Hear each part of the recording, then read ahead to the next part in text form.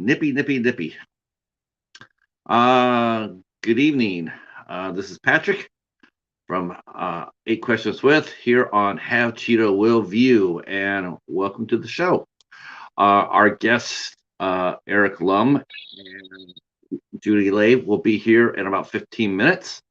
So, once again, into the breach, my good fellows. Um, First of all, I'd like to say thank you to everybody who showed up this week, Tuesday for our show with Bozeman, and yesterday for our show with Karen from Ocean Chick Films. Both very good shows, and especially yesterday was so well attended. Thank you so much. I got pinged from a couple of folks saying, "Hey, you had 18 people in there at one time." So I know we're doing something right. We just need a little bit more consistency, right?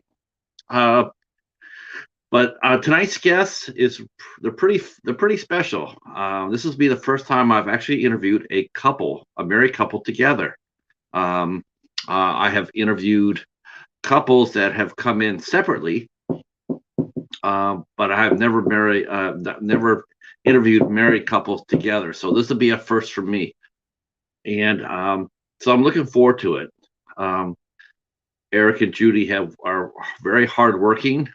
They're based out of Las Vegas, Nevada.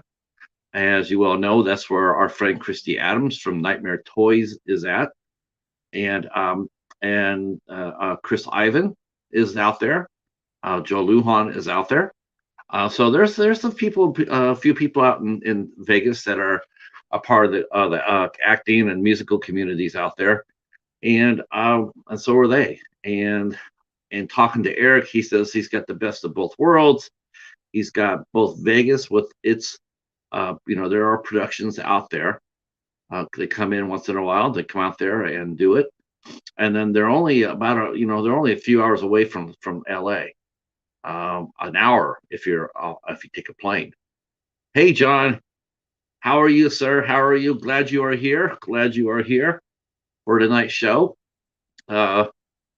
We're meeting Eric and Judy in about 15 minutes, so I'm glad you're here.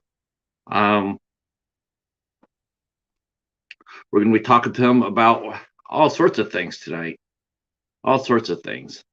Like I said, this is my first time oh, good.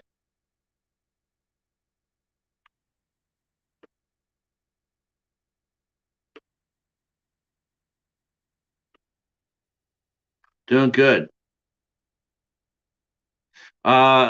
This will be my first time I've actually interviewed a married couple together. So, like I said, I've interviewed couples that are separate, and as that goes, I'll interview the husband here, the wife here, but together. So it'll be interesting dynamic to say the least. Oh, good. That's the one about the kids at school, right? It's either Japanese or South Korean. I've heard of it, but I haven't seen it yet. I'm hoping that Netflix will actually release Squid Game to home release. Yeah, I'm looking forward to tonight, John. I think it'll be a lot of fun. And I got Dennis and the girls from Daddy We're Back. I got them next week. Hi, Katie. I got the girl. I got the Angela and Valencia are coming next week with Dennis. I heard it's pretty good. I heard it's pretty good. I'm hoping that, like I said, I'm hoping that they release Squid Game for home release. So they make some amazing films and TV shows in South Korea. They really do. I'm a big fan of the South Korean films.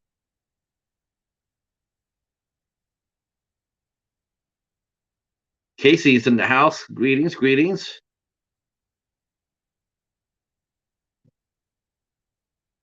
Yes, John. Yeah, I am so looking forward to meeting them. And yeah, I am. I thought that I thought your interview with them was so much fun. That's the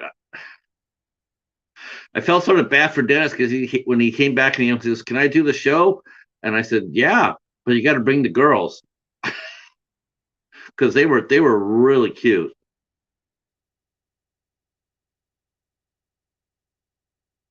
Oh, no doubt. We'll Go USA. They put out a lot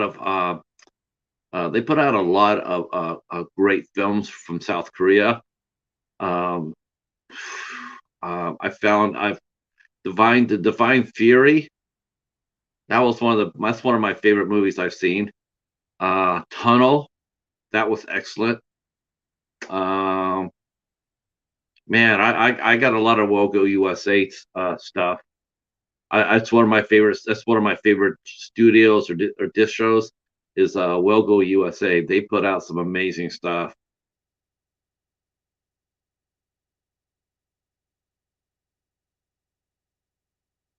I swear they are twins. I thought they were twins. They're not really twins. Oh wow, I thought they were. Oh, they are twins. Oh no, I'm confused. You said they're not actually twins, but I swear they are twins. Okay, yes, and they finish each other's sentences. That was weird. That was really weird. Oh, they're not twins. Okay, that's good to know because I thought they were. I wasn't. I didn't. I knew they weren't identical. I thought they were fraternal. Uh,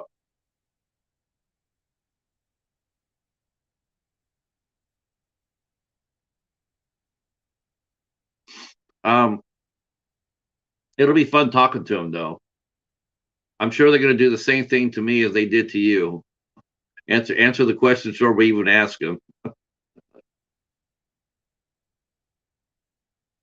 Oh, but they are sisters. They are sisters though.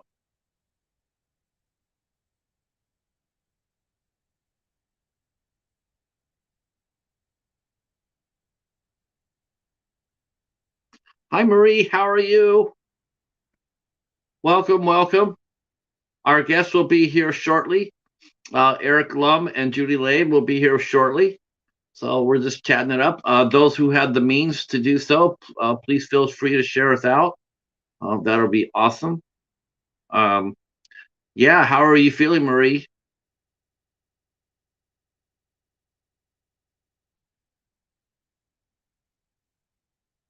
How's Sam? Is Sam going to be coming by too?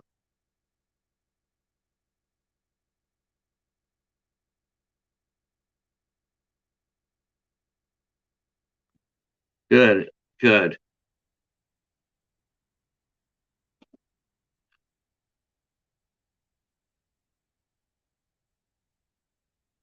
How'd you do with your charity walk? How, were you able to raise some money?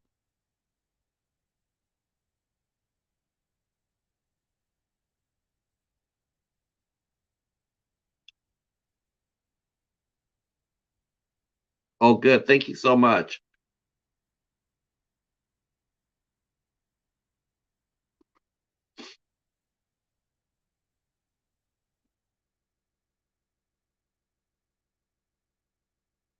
We did get snow again today, so we have about between 5 to 7 inches on the ground. It wasn't nearly as bad as they said it was, but I always do that. Whatever the amount they quote on the news, I always divide it in half. So they said we're supposed to get between 12 and 16 inches. So I divided that in half, and we got about 6 or 7 inches, maybe six. There he is. How you doing, Sam? Oh, okay, okay. I'm doing good, Sam. Thank you for asking. And you're still raising the money. Oh, you got hit by storms. Yeah. Yeah, like we got hit over here too. Well, of course, me and cats. We're We're twins. Anything to help a cat.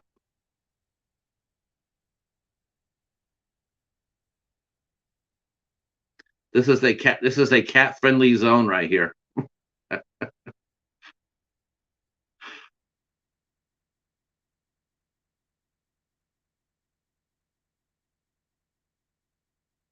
Are you guys on Instagram, Marie? You and Sam, are you on Instagram by chance?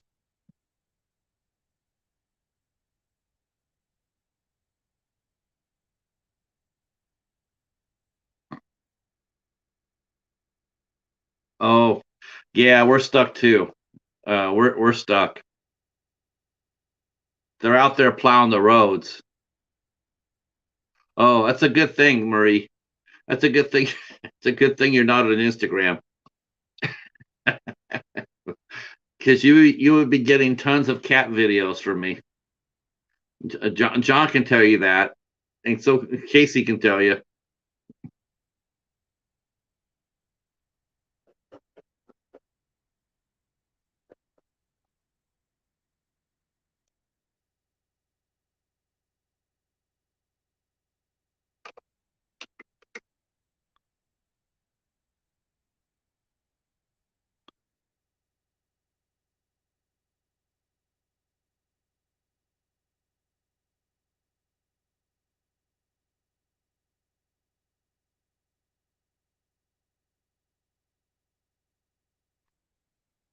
Hey, Chadrick, how are you, sir?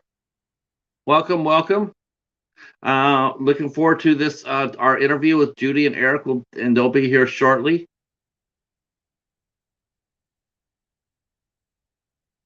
I'm so I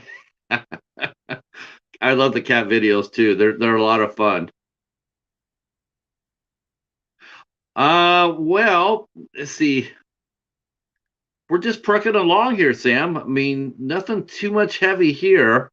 Um, we're gonna be launching the Midnight Society, which is a spinoff of the Midnight Hour. We'll be launching that on Friday the 13th at 9 p.m.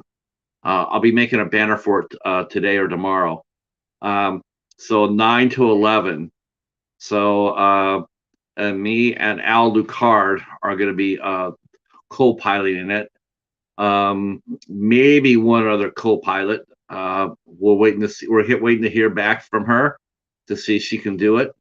So far, I think we have 3 spots filled.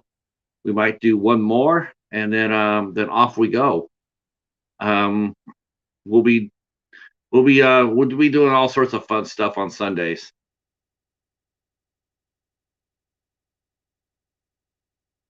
We'll probably go back to our roots on the show. Midnight Society is probably going to be more horror directed, horror specific. Kaiju stuff. A little bit more focused, a little bit more structured. Oh, yeah. Oh, is that the 13th? What is the 13th? That's a Sunday. Yeah, we'll definitely be talking Friday the 13th. Oh, that's right. Oh, yeah, we had a lot of fun watching that first movie. That was fun. I have not seen the original Friday the 13th in a very long time, and it was sort of weird seeing it again. It was just so weird. Sunday the 13th, yes, Sunday the 13th. I said Friday the 13th. Yeah, Sunday the 13th. I will have to tell you guys this now. We do have our IFC Midnight Show.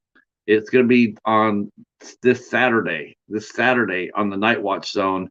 We are traveling to Willits. Coriander has picked the movie out, and we are watching Welcome to Willits. And we will be discussing that on Saturday night at 8 p.m. on the Night Watch Zone. So it's me and Ben from Cadabra Club, Coriander, and the Mighty Knight himself will all be there for the ISC Midnight Show. And we will pick out a new movie, which I'm really excited to see. All right, our guests are here.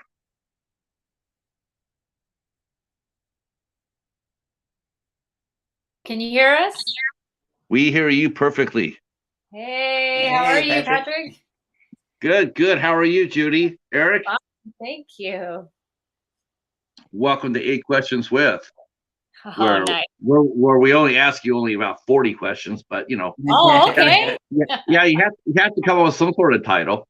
You have to call it something.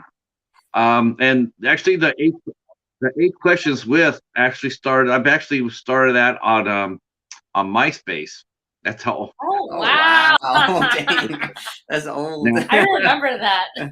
now, unfortunately for me, I wish I could have went back there and archived them because I had done over 200 there, and then unfortunately I lost them. But I carried the new one to my other blog on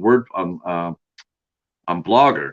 So I started it there, and then I switched to WordPress and really kicked it up there, and did about 130 on on my WordPress blog. And Wow. I did ask about 8 to 12 questions because they were written interviews. So I asked, about 8 to 12 questions. And then I moved it over here for this format here, and lo and behold, I'm asking a lot more than 8 questions. Yeah.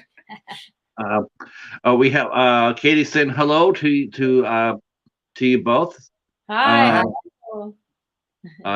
And Kate, can you see our chat? Can you see the chat over here onto the immediate right to you? No. Oh, there we go. Oh, there it is. There it is. We see it now. Okay. Oh, good, good. So everybody wants to. Everybody's saying hello. Hi, so everyone. I'm so glad you guys are here. This is a first for me. This is the first time I actually interviewed a married couple together. Yay! Now I've actually I've interviewed married couples before, but it's always been like the husband in one interview and then the wife in the other interview. Got it. So we'll just go slow and let you guys each have a shot to answer the questions, and we'll just have fun with it. And of course, we're going to be asking you about how you guys met too, because I'm always interested in being one of your tribe. Yeah. I actually have my ring. That's right. Well, you don't have your ring on? It fell underneath the driver's seat of the car, and I can't get to it, so it's officially gone. I know where it is, I just can't get to it. Wow, man! I think I would be thinking you'd be taking the blowtorch to find it. Yeah, yeah, I might have to. Yeah. What do you think about that, Judy? You think we should put him out to work this weekend to get the ring? I think I'm no longer buying him another one because this is the second time. Well, what? You know what? Let us contribute to this. Let 8 Questions With buy you some super glue so you can put the glue on the finger. That's a good idea. Yeah, we should do that. So I guess the big question is, so where were you guys born and raised at? And whoever wants to answer first. I was born in Dallas, Texas, raised in Las Vegas, Nevada. Okay. And my parents are from Cambodia and Laos, and we are Chinese. Okay. How about you, Eric? I was born and raised in Vegas. My mom is from Vietnam, but she's also Chinese, and my dad's from a small city near Hong Kong. But so we're both Chinese. I do have some Vietnamese blood in me because I did the 23andMe. But I've always thought that I was found out Chinese. That. Yeah. You know what? Those things actually work. You'd be surprised what you find out. Yeah. Yeah. You're surprised what you find out. Yeah. I mean, one day you're eating Tony's Frosted Flakes, and next thing you know, you're getting a phone call from your sister, who's telling you that you have another sister who you knew nothing about for 50 years. Yeah. I mean, it's interesting because on my dad's side, I actually have a half sister that I never met, and I was hoping one day she would just pop up. But there's like, if you do the 23andMe, there's like a gazillion blood relatives, like DNA relatives or whatever. So there's no way to I literally tell have like who. 200 relatives that I have no idea about. Yeah. In our case, it was my dad and my mom. Wow. They had a daughter that they gave up for adoption, and we knew nothing about her for 50 years. Wow, that's insane. Yep, she found us. My younger sister got a phone call from her saying, or email from her saying that I think we're related. You know, we're related. You know, she said like she did the tree. And so my sister calls me and tells me that, and then I say, and she says, well, go ask our mother if she gave up a child for adoption. Wow. I called up there. Story. It's a TV movie. It's a Lifetime movie. Yeah, it is. They made a movie about your story. They need to. Well, you know what? It was funny because they had that one movie a couple of years ago, 2 or 3 years ago, called the three identical twins, or the three. Yeah, I watched that one, and that was really weird. But the thing is, though, now it's commonplace. Like you found your half sister. It's actually pretty much more commonplace now because of these ancestry sites. So both Vegas, huh? So how do you like living in Vegas? We love it. It's all we know. I mean, yeah. Yeah. Well, don't all the noises though. I mean, everywhere you go to, they always have some sort of slot machine. I've been to Vegas once. It seems like everywhere you go to, there's a little casino or a game ringing the bell. Does the noise ever get to you guys? Not really. I mean, maybe because we've lived here all our lives, we don't really notice the noise anymore. But but also, I think we don't really go to casinos as locals. Like, there's other things to do. Like, we go hiking, like in the mountains. We go to Utah. We go to California. We just do whatever we like to do. We don't necessarily go to the casino all the time. I mean, I know you got a pro football team. Yeah, you do. Yeah. Are you guys big sports fans?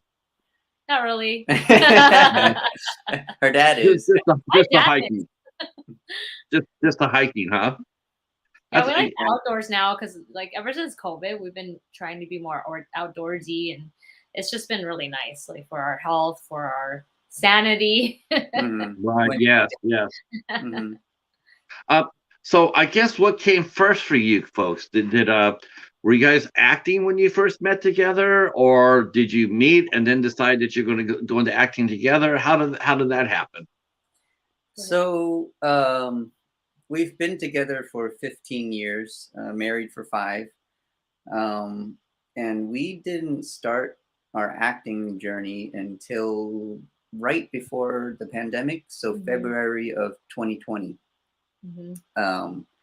So yeah, it's always been like a dream in the back of our minds that we always wanted to do ever since we were little, but we're never we were just too scared, didn't think it was possible, and just never gave ourselves the chance. And then right before the pandemic happened, Judy was actually the one that said, why don't we just take classes, just try it, see what happens and see if we like it. And she looked up a class, and we signed up and never looked back since. What was the first class she took? I think it was acting for the camera. I think so. Yeah, acting for the camera. Acting for the camera. With the. I was terrified. I was like, I have to act in front of a camera. Yeah. Had you had any experience at all, like in high school or college or community theater? Have you ever done any acting at all before you took the first class? Not professionally. I had a theater class in high school, and that was like all of it. That's all I did in school. Yeah, and I took like concert choir and some stuff here and there in high school, but nothing, no acting experience. But you have you're a vocalist. You can sing. Yeah. Good. Kind of. That's a skill to have if you do live theater. A lot of theater involves singing. There's always sorts of songs somewhere in most theater productions. Yeah. She's a great singer. Yeah. Now you guys did this class together. So it must have been helpful, though. Bouncing off ideas off each other, or running sides with each other. Mm-hmm. Yeah, I think that's one of our biggest advantages. For the most part, yeah. Like I know for a lot of people, when they take classes alone, when they're learning lines, it's kind of hard to learn by yourself. Practicing lines, playing against yourself. Depending on how you learn. I need everything. I need like visual, like kinesthetic, all of those. I have to do all of it. Yeah, but the fact that we have each other to run lines with, no matter what the scene is, it helps us. Not only do we get to feel like we're playing off a real person, but we get to mess around with different, characters, because we switch roles. We play one side and then we switch and we play the other side. So wow, that's good. Yeah, it helps with memorization a lot. What other classes did you take besides acting in front of a camera? We take scene breakdown. We take character development. We take improv. How do you like the improv class? Really fun. Yeah, really it's fun. A lot of fun. Everything adds like a little different dynamic to our acting ability, and improv has helped a lot. And even that we have 2 different improv classes with 2 different teachers, and their style of teaching is completely different. So so it's awesome. It keeps you on your toes a little bit, huh? Yeah. Oh yeah. Different perspectives from different teachers really helps. Mm-hmm. Now, do you guys? I mean, you attend these classes together. Do you pair up with other people, or do you just stick to yourselves and do it? You practice with just yourself, or do they make you work with other people? Work with other people. Yeah, everyone. Always different. Always, yes. Mm-hmm. Okay. Yeah, we rarely work together in class. Yeah, they never put us together. We'll separate the husbands and the wives. Husbands over here, wives over here. Pretty much. Yeah, I'm always playing someone else's husband, and then she's always playing someone else's girlfriend. Sometimes he plays someone else's wife too. yeah, I play someone else's wife a lot. Yeah, because sometimes it's like. Yeah, does she ever come to you and say, Eric? Does she ever come to you and say, it's been a long time since I played somebody's girlfriend. I sort of, like. No, she never says that. Like, hopefully, good thing you guys aren't method, are you? It is method. It is method. It is method. Yeah. How do you like that method? Well, though, is it the Meisner? Is it Meisner, right? Meisner's the one. Yeah, Meisner is one of the method teachers. I think our teacher says is straight. I mean, it's the only school we've ever been to, so I don't really know like the difference. I kind of have an idea. Meisner is a lot of back and forth. Yellow shirt, that you're wearing a yellow shirt, you're wearing a yellow shirt, and whatever repetition, just to get in the getting used to talking like yourself, but and listening. But ours is just straight method. That's what he says. Kind of, I guess, Lee Strasberg, maybe. I don't know. But yeah, we love it. Now, how long have you been taking classes for? I mean, has it been over a year? You said 2020. Was it 2020 you started taking classes? Yeah, February 2020. About 2 years. So this is about 2 years. 2 years. Mm-hmm. What has been each of your favorite classes? Has it been the same? Have you guys liked the same class equally, or do you have different levels for different classes? I love the advanced character breakdown the most, because that's like the class with the most serious actors in it, and we get to really dig deep into the character and really refine it and just bring that character to life. And there's like no limits in that class. So that became my favorite class recently. Yeah. What kind of characters have you had to develop? Both hero and villain? Yeah, exactly. I was literally thinking like villain. I love playing villains. Oh, okay. As you get So deeper, you're more into causing havoc than not. I think I think a lot of actors though are like that though. They like playing the villain because because it's yeah, like I think there's more room to breathe, I guess. there's more to breathe, and they're misunderstood, and you can really have a backstory. And I really Who's enjoyed watching Cruella recently. That was a very good movie with Emma Stone. I just have a it's funny because we Katie can tell you this, she's in here still, but we had a talk about Cruella, and Amazing. I didn't mind the story that changes this. I mean, I guess a little bit because Cruella in the cartoon, she's always been really evil. I mean, she's just out evil. That's what we were used to. Yeah. And in the movie, they sort of try to revamp her as an anti-hero, and it was like, I'm not really feeling that too much because the Cruella I grew up with was evil as evil could get. Yeah. And I don't really necessarily think you should rewrite the character. I mean, I guess it's a reimagining, I guess, but I thought her character, the original character as it was really good. You know, there's no questioning what her motives was. But how do you like playing? I mean, is that what you look for in a character? Do you look for both the good and the bad? I mean, is it hard to separate? Is it hard? I mean, for Cruella, I mean, if you're playing her character, would it be black and white, like she's good or she's bad, or would you play her like in the middle? I mean, how would you play Cruella? I think when it comes to a villain, for example, like Cruella and the new reimagined Cruella, it's like I see it as like she's a real person with a real backstory, and she's gone through a lot herself.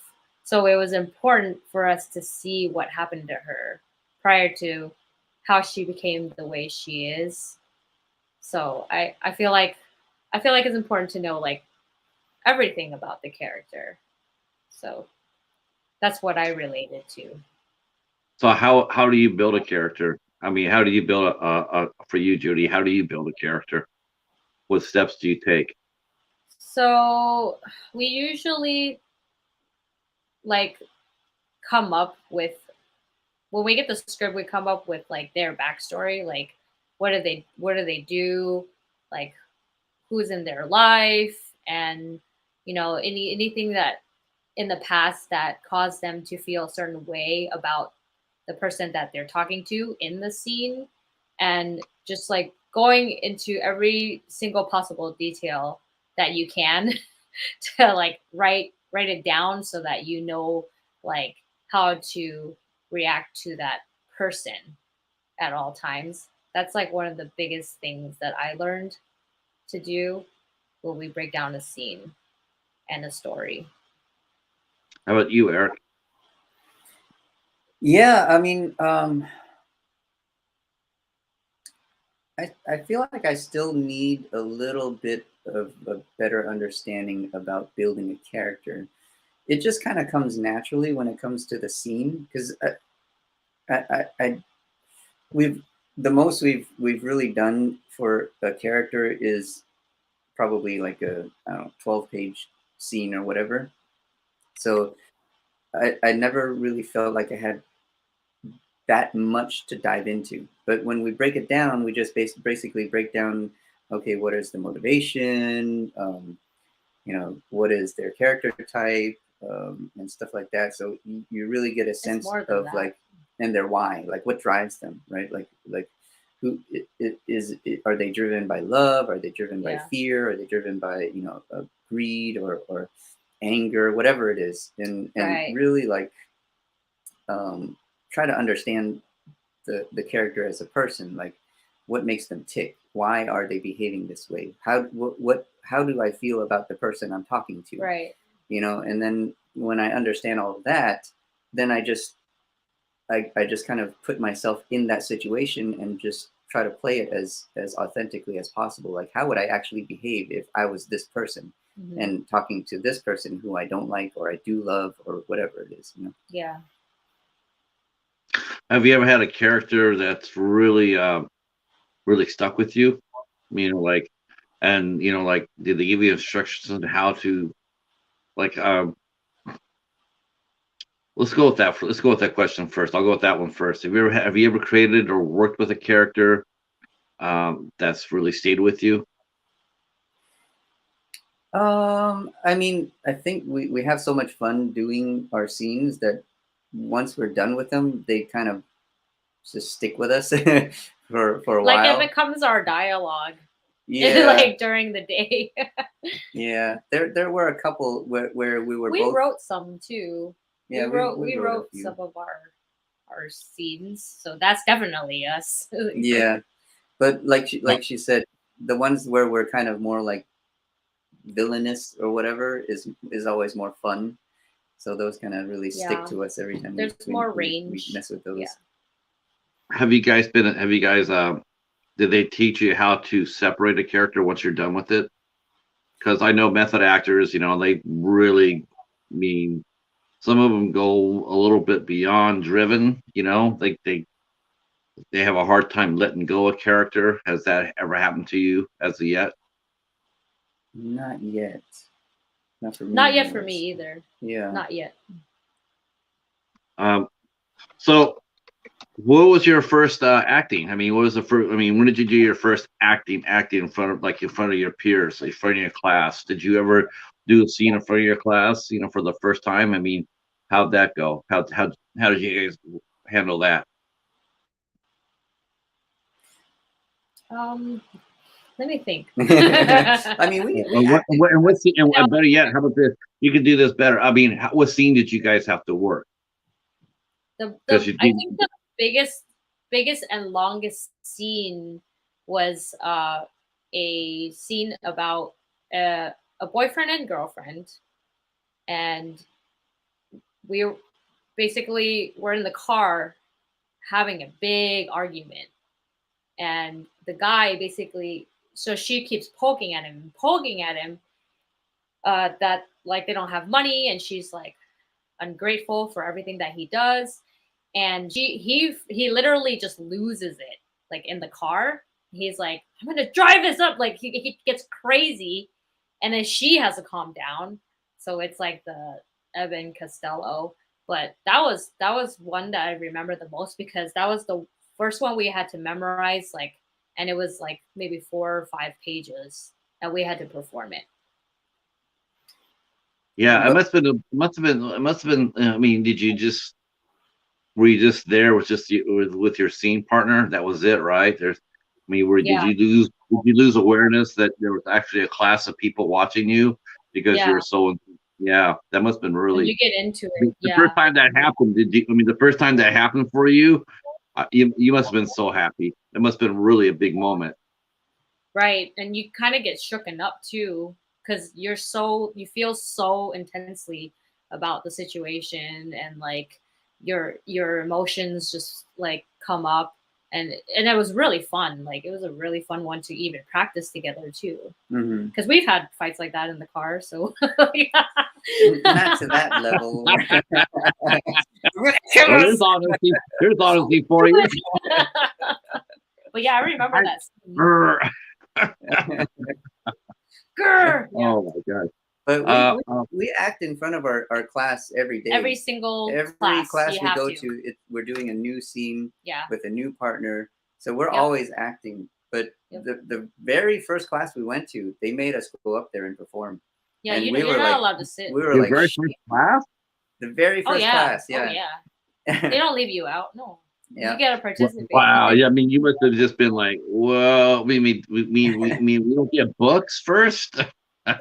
Yeah. All kinds of things flying in our head. We were like, oh my God, heart beating. Yeah. Right. How about for my first scene? I'm gonna play a guy who got his ass glued to the chair and I can't stand up. How about that?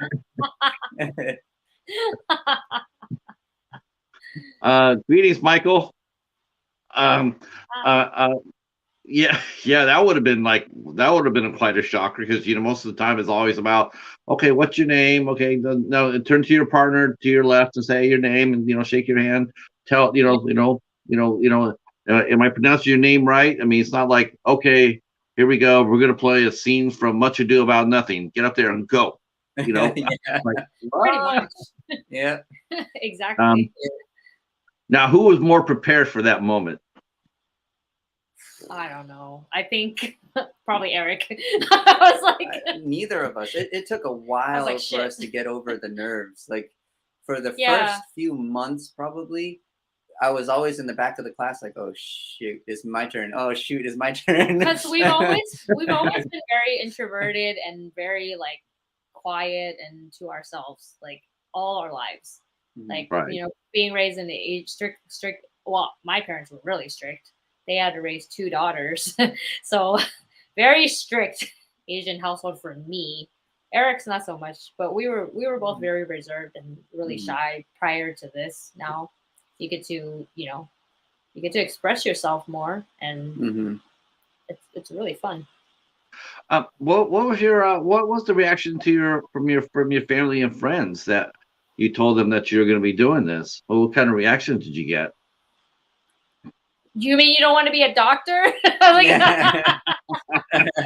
They're like, oh, they're very supportive. They know that we've always wanted to do something that was more expressive and entertaining. So they were actually really supportive of it. Yeah, her family always knew that she loved to sing, and acting is kind of in the similar area, entertainment, expression and stuff like art. So I think they supported that. They saw it coming. Yeah, and then were you guys both creatives when you were growing up? Yeah, for the most part, yeah.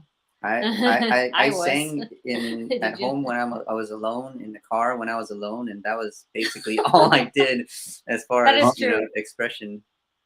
Well, you can sit there and tell people he sang in front of a sold out crowd. Yeah, right. Well, that's awesome, though. I mean, it's something I'm always warmed when I ask that question, and people say their parents were really supportive. I mean, it's important. If you got to have that foundation, I mean, I've had people who said their parents drove them hundreds of miles for an audition or class or stuff like that. And it's amazing that when the parents will sit there and say, well, if you really want to do this, and this is really what you want to do, then we're going to make this happen the best we can. I mean, there's been some that don't have very much money or whatnot, but they still made it happen for them. Yeah. So it's always good to have that support. It's priceless. You can't put a price on that. Yeah. Especially for young kids. That's true. We hear being a parent of a child star is like it's a full-time job for you as the parent. Yeah, we go to school with people of all ages, like from like 4 and to like 80. Oh, okay. All different ages. It must be, it must be fun though. I mean, everybody's excited about class and yeah. Yeah. What's it been like? I mean, have you done most of your acting in Vegas?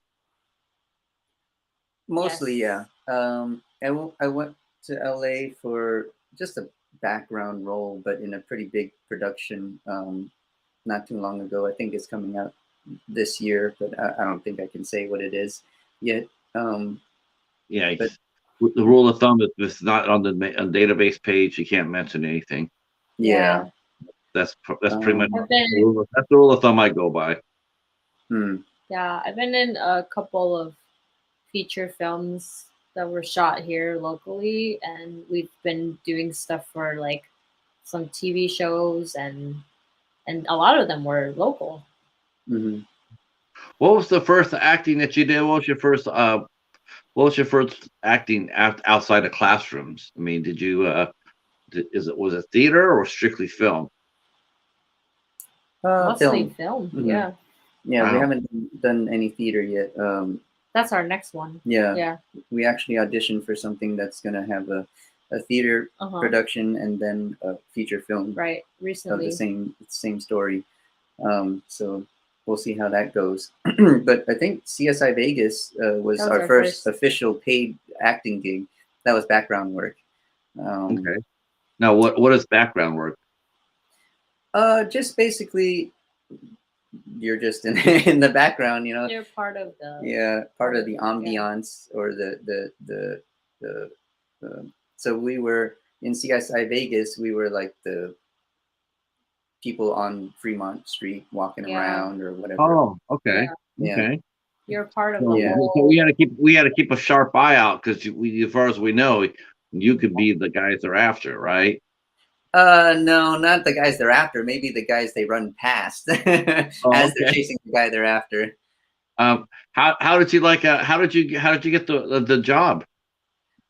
A local agency. Yeah, local casting director who does a lot of the jobs here in town. Mm-hmm. Mm-hmm.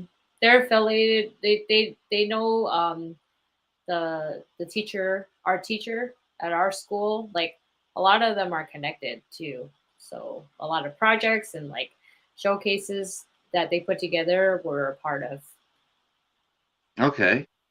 So basically, you were probably recommended. Oh yeah. Oh yeah. Mm-hmm. Wow, that's cool. That's good. That's good. I mean, you guys you progressed pretty quick. What did you like about being on the set? I mean, that's a pretty heavy production. I mean, what was it like on your first day you walked on? This is your first job too, right? You said your first job?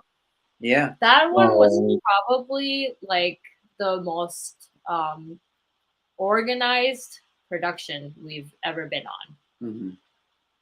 It had literally like the food was, in certain areas of the water. It was really hot I think it was really hot that day too. It was really hot. Yeah, and they literally had everything available and ready, and it was great. Like they set up everything, and it was easy to get everywhere and do everything. It was amazing. Like and it was really cool. Like we,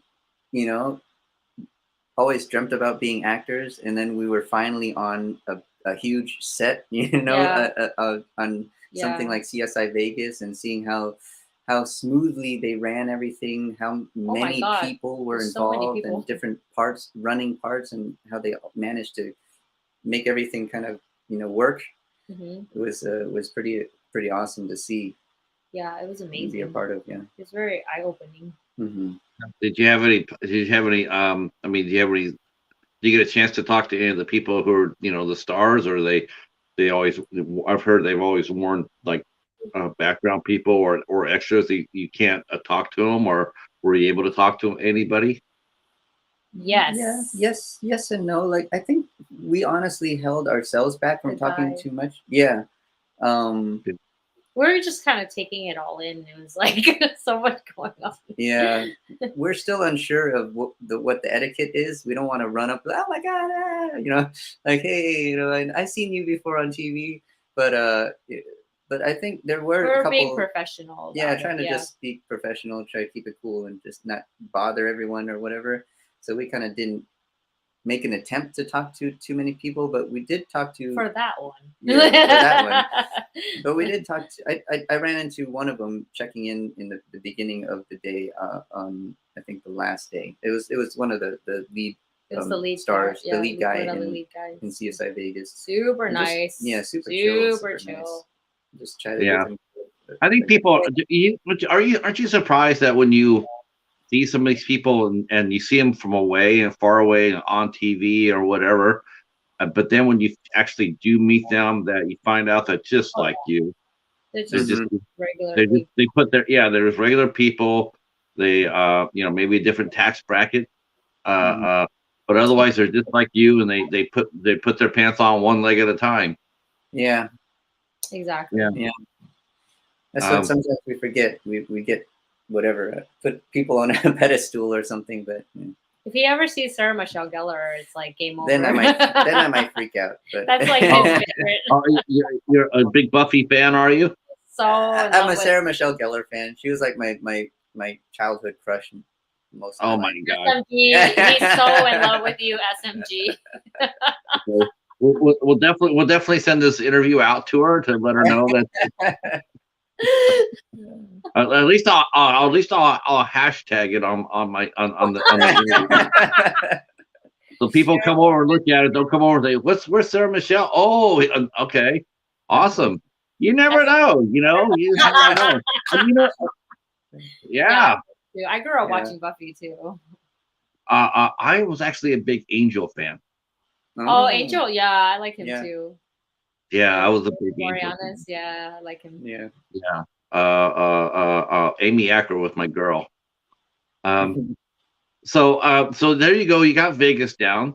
I mean, at least you didn't have to play anybody who at least you didn't have to play a dead body, right? I mean, that was good. Yeah, I mean, nobody wants to end up on a slab. I mean, even if it is Grissom over you still, I think I recently played somebody that dies. Yeah. Oh yeah, I did too. Huh? We recently played somebody that dies. Oh, both of you guys got killed? Yeah. Whoa! Together? Together, or was it separate productions, same or project, right? Yeah, same project. Yeah, but different scenes. We were different days though. What was your death scene, Judy? Am I allowed to say it? I basically just get killed. Yeah. Let's see. Hold on. Let's and see. A lot of blood. There's Bridge of the Doomed. Oh, it's not out yet. It's not even on there production. yet. That's why we're. Okay. See, the other one. Bridge of the Doomed. We played zombies, which was my dream. Yeah. That was my dream. Yeah. Yeah. Well, I don't want to get there quite yet. I want to go. I'm just going to work it up a little bit. Actually, it says here your first was a short film that you did called Murder on Highland Avenue. Yeah. And you played a detective. Yeah. That was fun. We should have told that to Grissom. He probably could have used you on the case. Yeah. What's up with that? That was fun. So what was it like working on the short film? I mean, was that through the school, or did you get contacted through a acting department at Nevada, Las Vegas, or? That one was through the school. Yeah, that one was through the school. It was a great learning experience because it was our first time being on set.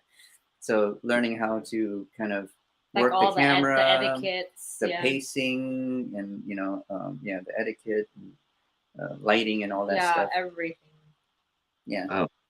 Casey is agreeing with you about Sarah Michelle Gellar, by the way. I know, we saw it. We were laughing about it earlier.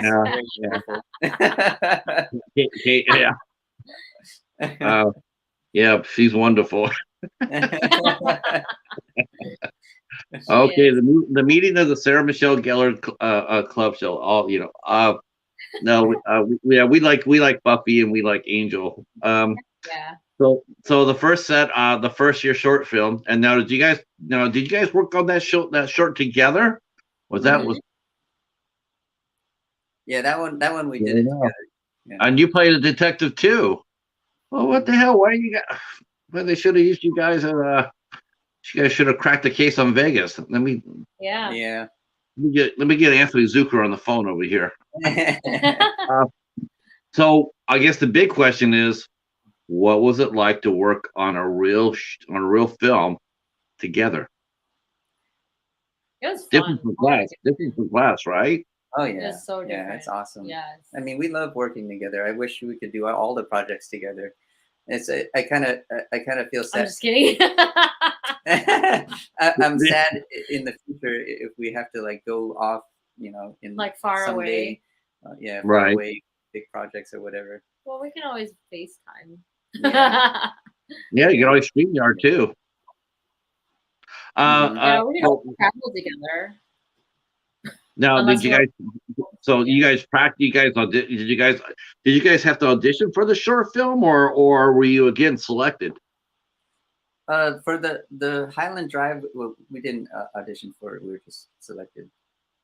Okay, so the first two jobs you got, you were handpicked. That's great. Yeah. Now the question is, so what was the first role that you auditioned for? The first role that we got. You know, I think the one you're about to do. Is it? Was the first one you auditioned for? I auditioned for Monday. Yeah. I auditioned for Monday, and I also auditioned for the next one that I got. I'm doing a table read tomorrow, and yeah, I got that. And then, did you audition for Pimpstress too? You auditioned for... No, that was yeah. I was picked for that one too. I was offered that role. There's a lot of auditions that we didn't get. Yeah. And, yeah.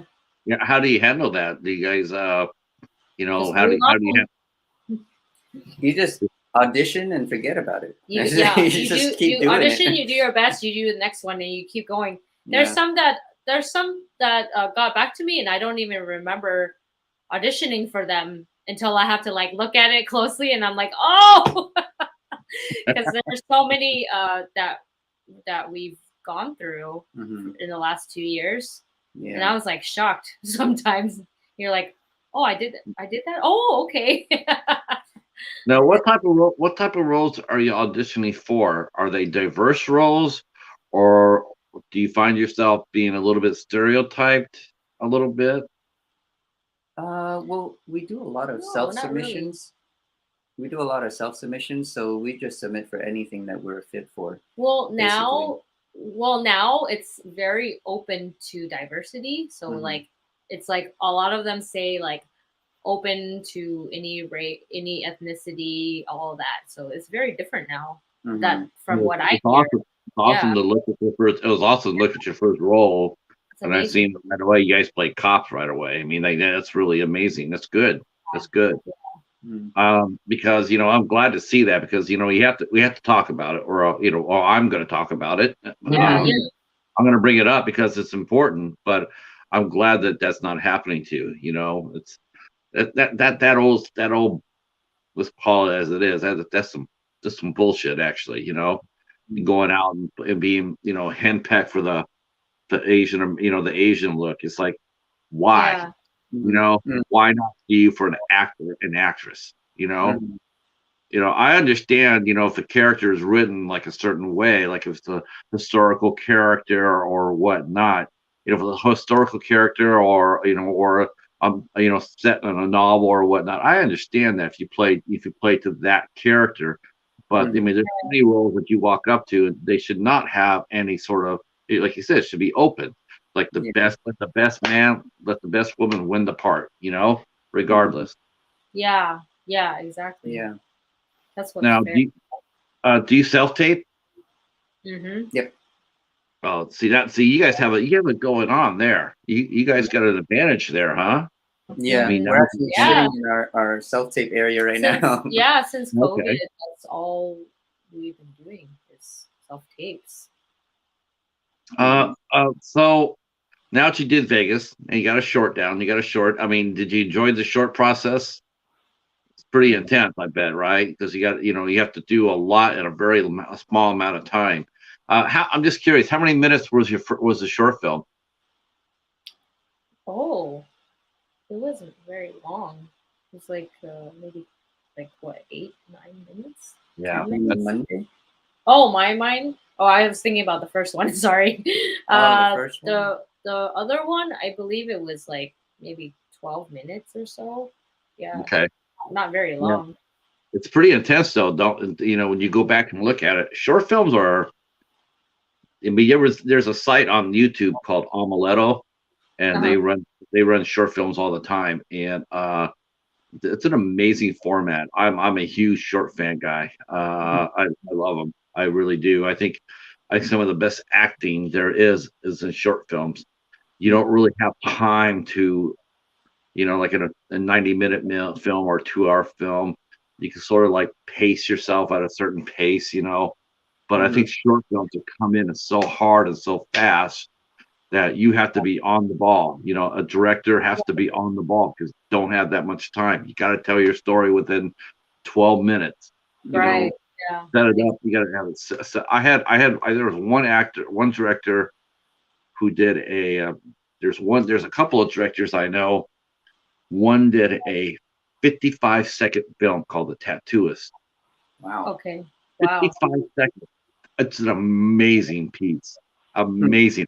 At the beginning, has a middle, and it had an end. And 55, I'm just blown away by that. It's like, how did you do that? How the hell can you get that? Yeah. But he had a good actor. He had a really strong actor. He had that's the other thing too. There was no speaking parts. I mean, if you didn't know any better, you'd think that it was a trailer because of the length, but it wasn't. It's a short film. Okay.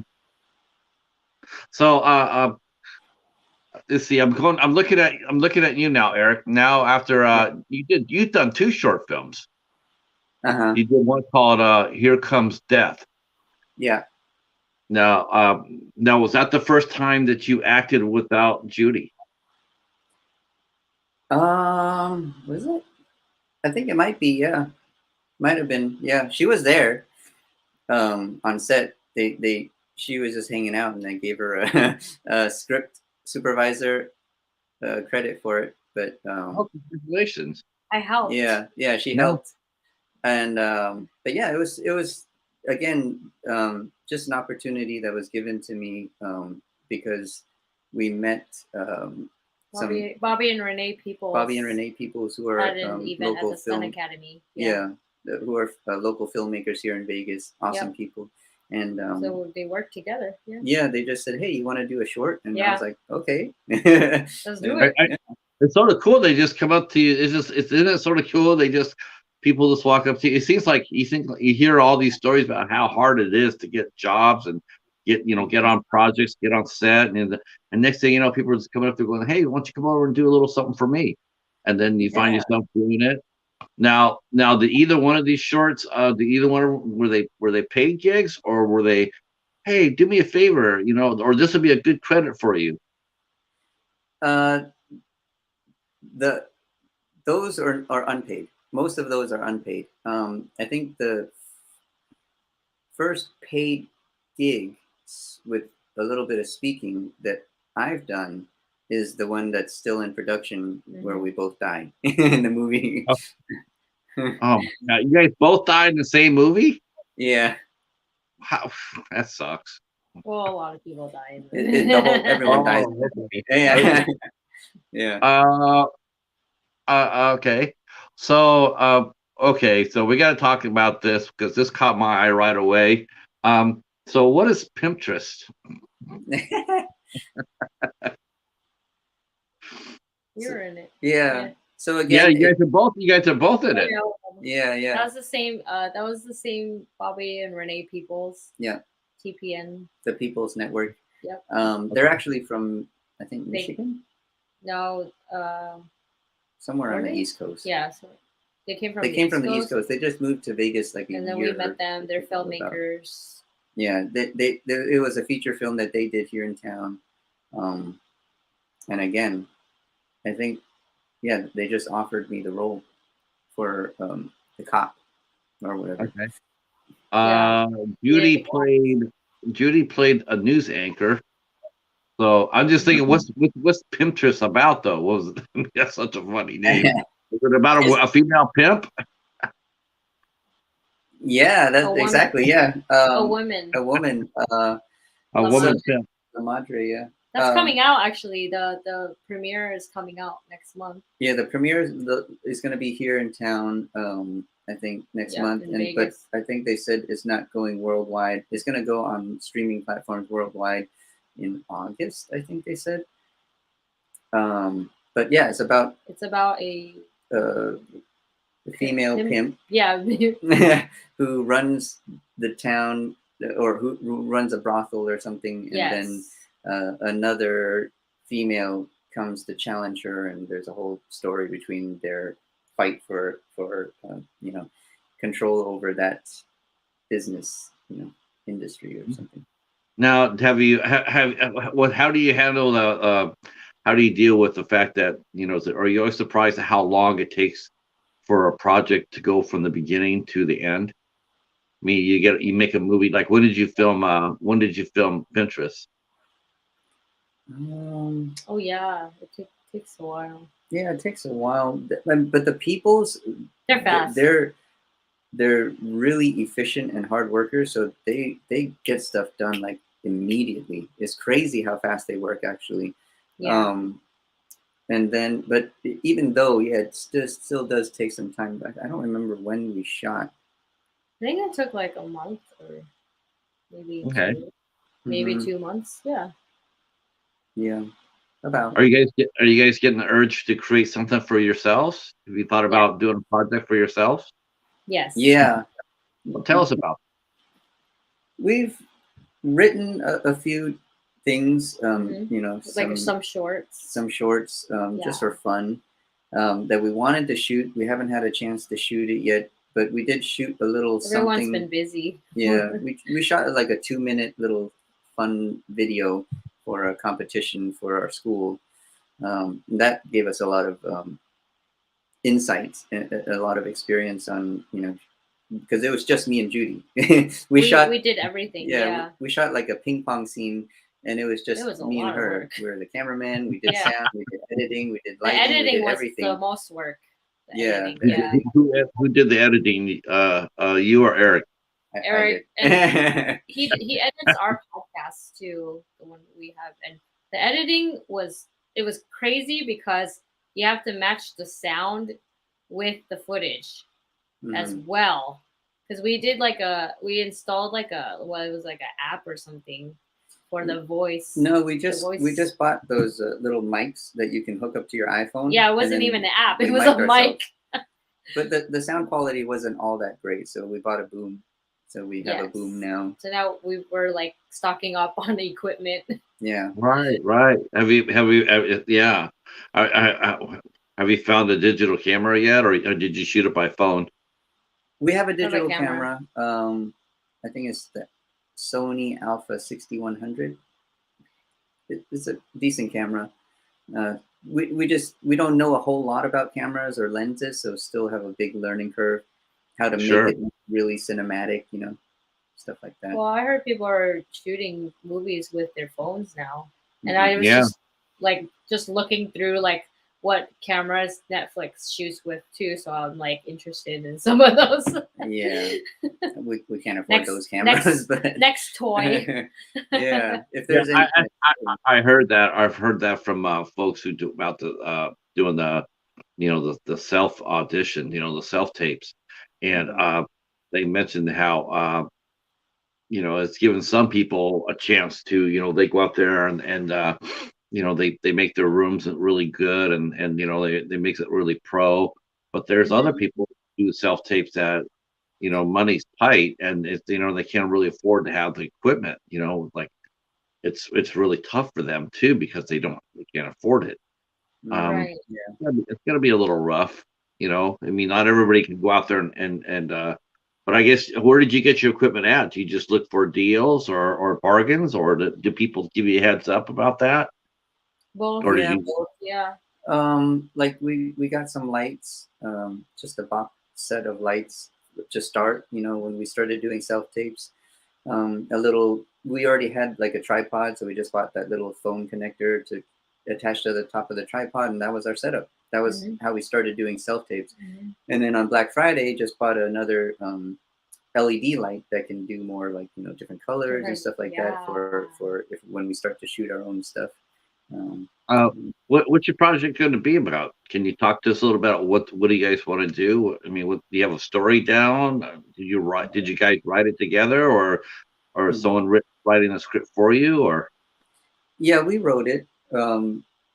We wrote one about a heist. Yeah, we wrote one about between a bunch of classmates. Yeah, it was just like a we fun actually project. wrote them like as the characters too. Yeah, we planned to do it with a bunch of our classmates, but we just haven't had the chance to do that one. But we will eventually. Eventually, yeah. we want to still. And then I do have, if you guys don't mind, I do have a suggestion that might equal box office gold. Yeah. Yeah. Okay. Yeah. Put a cheetah in their movie. Right. I have a cheetah here. If you guys want to, you want to fly us out here, I'll bring the cheetah out there. Oh wow! That could work. I mean, it worked for Joe Lynch. It worked for Joe Lynch. He had a character named Cheetah. Yeah. Have Cheetah. Yeah. Have Cheetah will travel. That's so funny. You know what? Why not? That would be awesome. Yeah, can't go wrong. I mean, he's a natural born ham anyway. So I'm also make some money off him while I can, right? Yeah. You have an actual cheetah? He is a hybrid cheetah. He's part cheetah. He's part cheetah and he's part British short hair.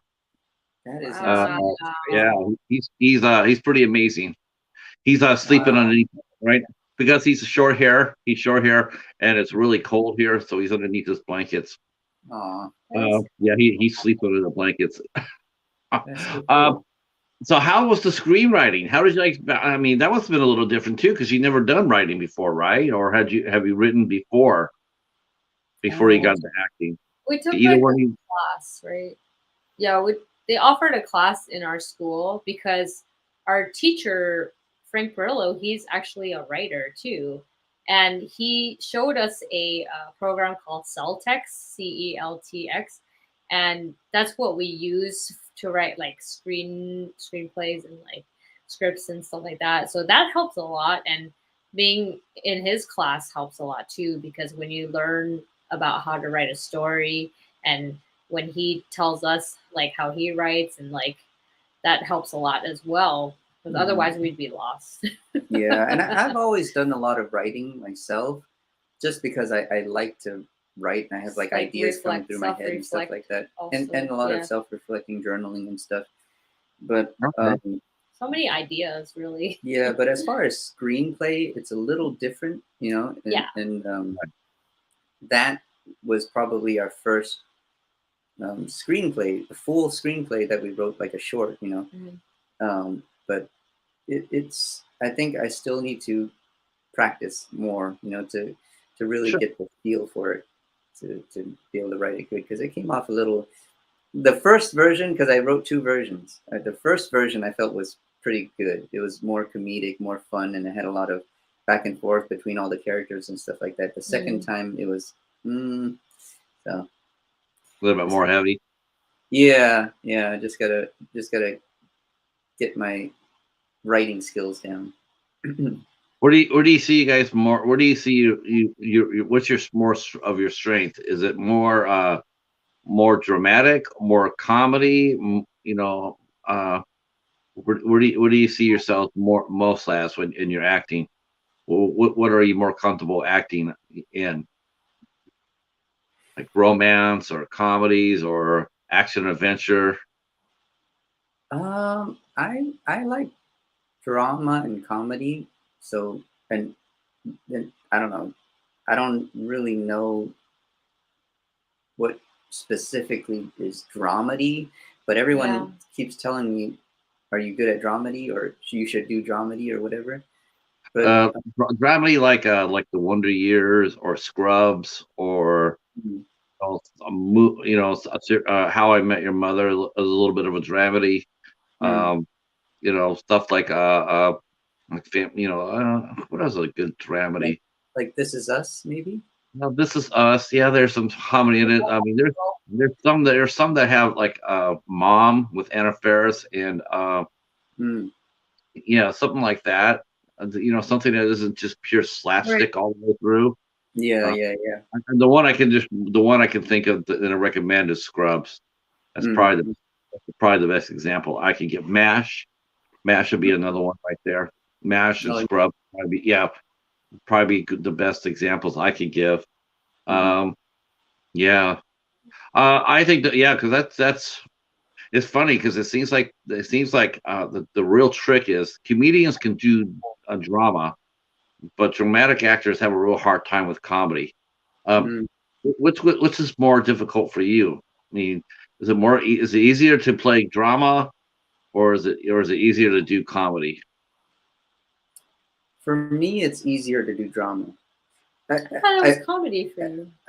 I can. I think it was comedy. I feel I have like I'm kind of goofy sometimes, so it's kind of it comes a little natural to be comedic. But when I get a scene that I have to make funny, that I don't really understand the comedy in it that well yet, it's hard for me to make it funny. You know, I don't. It's all about timing. Yeah, the comedy. It's harder to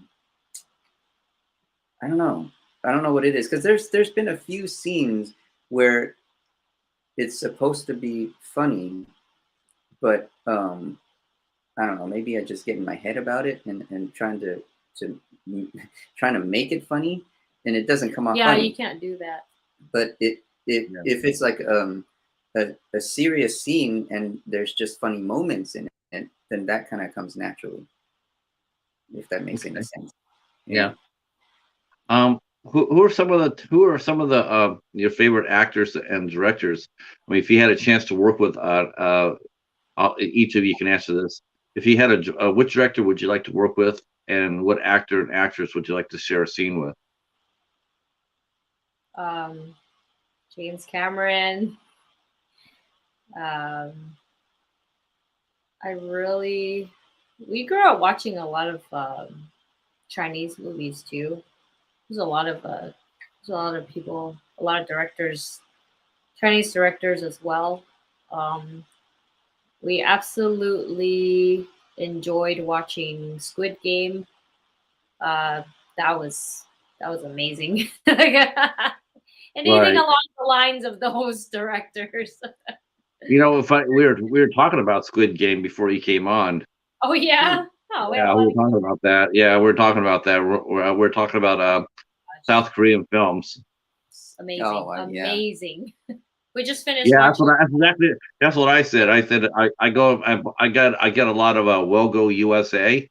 I get a lot of their films, and a lot of them have to do with South Korean, and they're awesome filmmakers.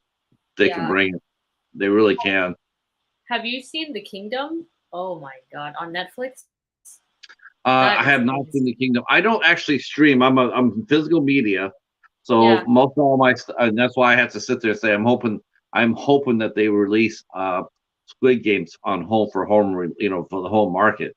I would definitely get a copy of that. I heard so much about it, but I don't do streaming myself. If you ever get a chance to watch The Kingdom on Netflix, the picture, everything is like, oh my God. We were like, wow, you appreciate cinematography so much more when you're I've watched. Okay, so which director is that who you picked to work with you? James Cameron, but who would you pick to share a scene with? Or better yet, no, I mean, I'm sorry, I didn't mean to rush you, but you mentioned James Cameron as one of your directors. Is there a Chinese director that you like to work with? I honestly don't know exactly the names of the directors, but there's some because we watch a lot of the period pieces, like like the Asian, like the Chinese movies in like Hangzhou and like the emperors and the like empresses, and those movies are like they're so nice. It reminds me of The Kingdom. That's why, I guess that's why it made us like it so much, because the picture is so similar. But wow, yeah, that would be awesome. Yeah, we might end up over there. Who knows? We're flexible. Yeah, no, if somebody wants you to go, you go. So what actor and actress would you like to share a scene with, Judy, if you had a chance? Actor and actress. Wow. God, come back to me. Okay. All right, Eric, pick up the ball there. I'm sure you already have. I'm sure you got your 3 favorites. Yeah. I mean, any of them. We already know the actress. Yeah, yeah, exactly. Sarah Michelle Gellar. I'll do any scene, whatever you want to do. Yeah. I mean, okay, I take that back. Too far. No. I'll do any scene. But I mean, honestly, I would be just grateful to work with any of the great directors, you know. But I think particularly, I've seen some stuff about Scorsese. And he just seems like it would be awesome to work with someone like him. Yeah. And as far as doing a scene together,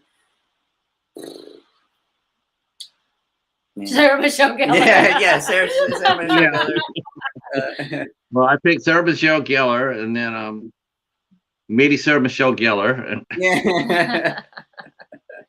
Well, our favorite shows are This Is Us. I really like Sterling K. Brown. I really also like I love Cillian Murphy. Yeah, Leonardo DiCaprio, of course. Yeah, I'm not a really big Leonardo fan. I really liked him in a couple of movies. I mean, I liked him in a couple of movies. I really liked him in I see what you mean. The Man in the Iron Mask. Even though he wasn't the star of that, even though he wasn't the star, it was probably my favorite movie that we actually watched again last year. Yeah. Yeah. I think that's a masterclass right there. But yeah, he's solid, but I don't know. It's not. I can think of I think of a few others, but I like Cillian Murphy. Yeah, that one's a good one. Cillian Murphy's amazing. I love Peaky Blinders. That's Denzel a great Washington, show. of course. Denzel. Steven mentioned the Gangs of New York was a great one of his. Yeah, both Scorsese and Leonardo and Daniel Day-Lewis. Yeah, Daniel Day-Lewis. Yeah, Liam Neeson. Cameron Diaz. People forget Cameron Diaz is in the movie. Oh yeah.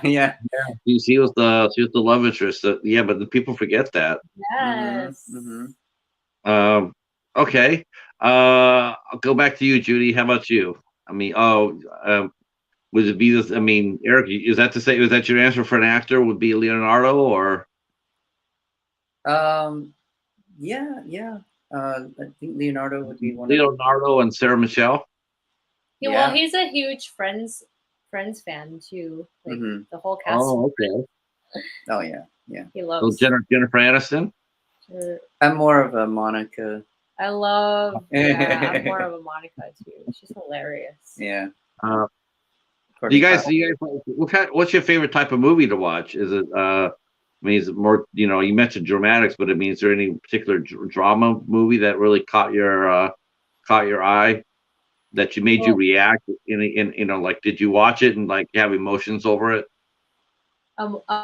Inception and Avatar are like my top 2. Yeah. Those movies. Now, do you see it? Now, do you look at other people's work and imagine yourself in that scene, and how would you play it, and what direction would you take that character? Do you ever do that?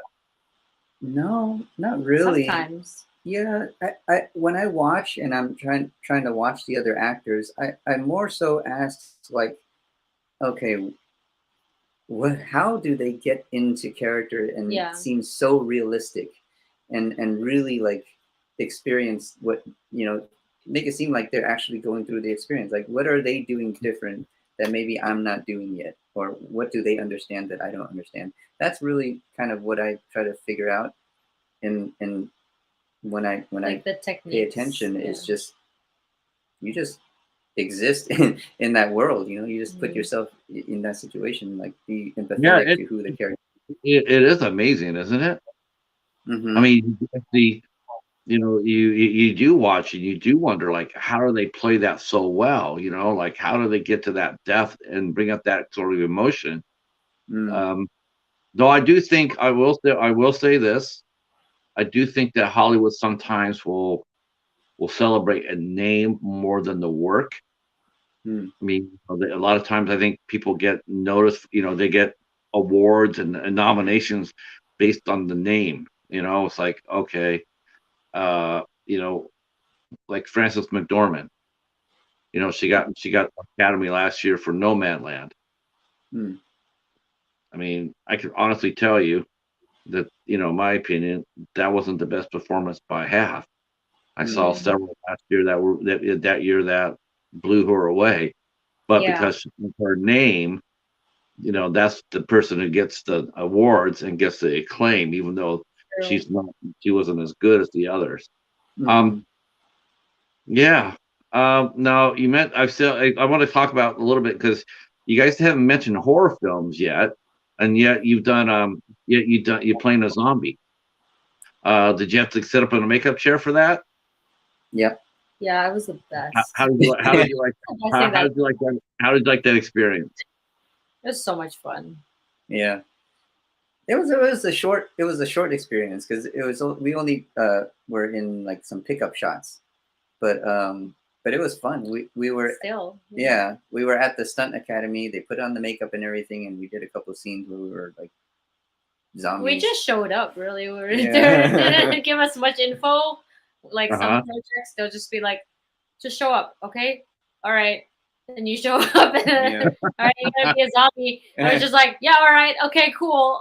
you just go with it. Yeah. Yeah. It was really fun. Yeah, independent films are really tricky, because whereas big productions like Vegas, the same people are going to show up there every day, all day. Yeah. For independent films, even in the series, we've heard of actors and directors mention how, like their main person won't show up. They just didn't show up, Yeah. or the makeup person didn't show up. Or the cameraman didn't show up. Yeah. Because of the money or some situation. Yeah, exactly. It happens. There was one incident that we've heard about. I don't know who it was or what project it was, but I heard there was one project where literally the entire cast and everybody didn't show up. That's so crazy. For the first day of shooting. Nobody showed up. I was like, how does that happen? That's insane. Like we just be happy to get an invitation to show up on set. Why would you not show up? That's just crazy.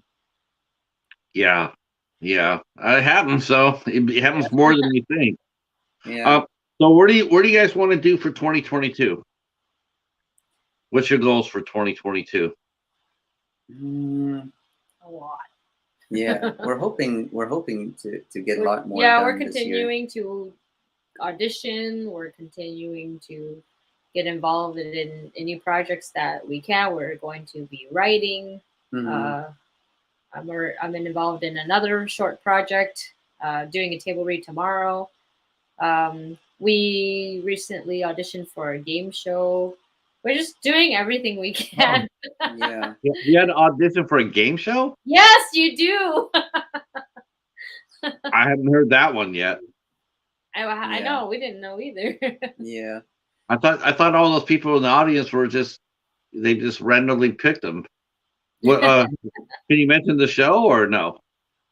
I'm not sure. Can we? I don't know. Yeah. Let's play it safe. We'll play it You'll safe. see. Yeah. Oh, yeah, you have to tell us if you get it, so we can rule.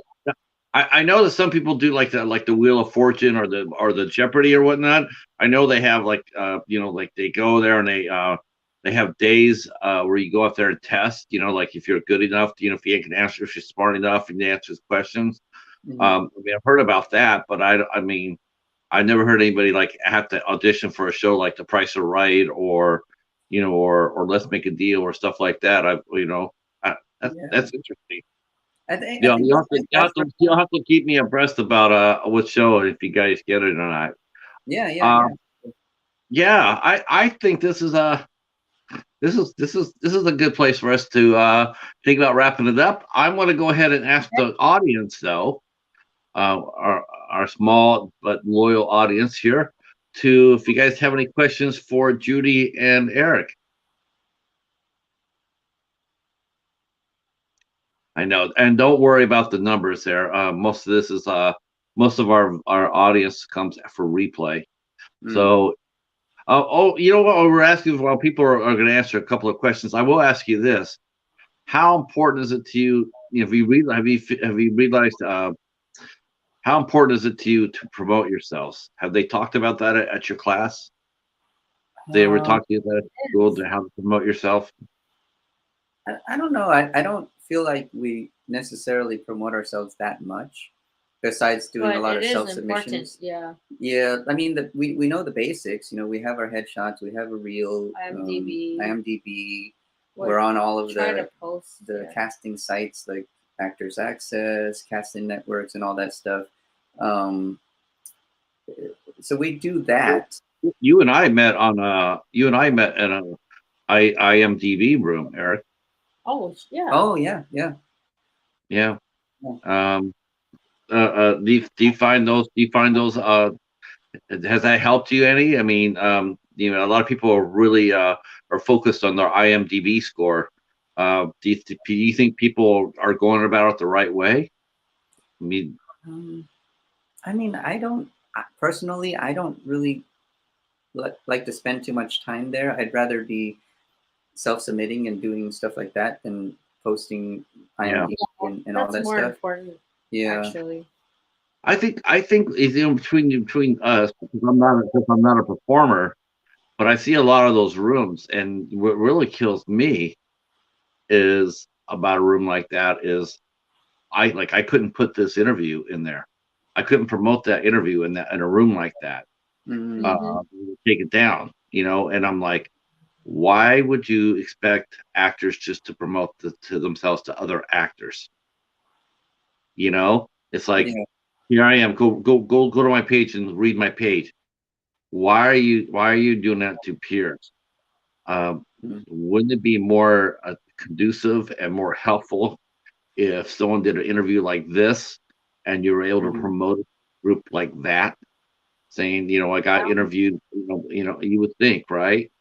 But I was just going to ask you. I'm just curious. You know, like if when you guys do a class, I just asked. You know, like I'd just like to see what they're you know, ask your teachers about that, how important it is to self promote. Yeah, I mean, definitely is. I don't know what other forms of promoting ourselves is are we supposed to be doing? Social media, maybe doing. Yeah, social media is massive now. Yeah, but we do interviews like these and stuff like that. But that's pretty much the extent of promoting that we do. But yeah, we're constantly just self-submitting. We should do more, right? Yeah, we should do more. I think it's highly recommended too. Yeah. Maybe doing scenes online or something. Yeah, it's something I always try to bring up with whenever I do an interview like this, because I come from a promotion background, so it's like you know, and so I'm just curious about, you guys go out and just let people, like, do you let people know in your day-to-day life what you do, and you know, like, and you know, like if you got a new movie out, you know, do you go out there and tell everybody on your social media that, you know, new movie just dropped out, look at we're in this new movie, even if it's just like you said, even if it's just a pickup line or a background or whatever, it's still a credit. It's still a project that you completed on, that you worked on. And I think when it gets dropped, I think you should talk about it and brag about it, because you worked hard to get it. You know, not everybody else got it. I didn't get it. You know, so okay. Well, I have a tiny audience, and they did not ask any questions, so that's all right. I probably asked them all anyway. Yeah. Take that. I'd like to thank you both very, very much for coming out and doing this interview with me. This has been a very, very charming. You guys are a lovely couple. Thank you. I wish nothing but the best for you. We're on Facebook, so we'll definitely, you know, stay in touch that way. And whenever you get something cool and you something cool and hot to promote, you come over and talk to me. And when Eric gets that scene with Sarah Michelle Gellar, we'll come back. We'll come back and talk about that too. Wow, promote itself. That's right. All right, boys and girls, that is going to wrap it up for today. I will tell you what we're doing next week because I didn't do that. So next Monday night, we are scheduled to talk to Jennifer Block. Will be here at 8:00. Next Tuesday, we have the cast of Daddy, We're Back. Dennis Mellon, Valencia Watkins, and Angela Jones will be with us on the 8th at 8 p.m. On the 9th of February, we have Sean Riley. Actress Sean Riley will be here with us at 8 p.m. On the 10th, and you should pay attention to this, we have film director Asif Akbar will be here with us. He has just completed a movie called The Commandos, starring Michael J. White. And he also did Clown Fear, that stars Sadie Katz and Augie Duke. And he'll be here on the 10th to talk about his career, and looking forward to that. I always enjoy talking to film directors.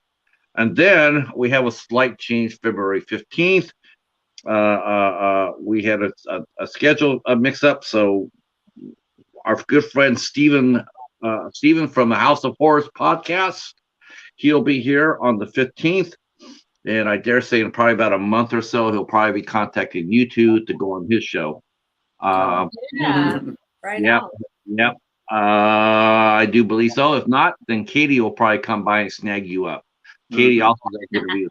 Popping the Popcorn, they do interviews as well. There's actually it seems to be a little bit of a trend here on the tube that a lot of these interviews, a lot of channels are doing interviews. So you'll get a chance to promote yourselves a lot if you're open to it. All right, that's it. Stay right where you're at. Thank you all who showed up in the chat. I appreciate it.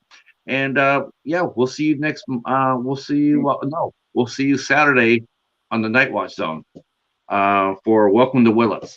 All right, folks. Thanks so much, and peace. Thank you. Thank you.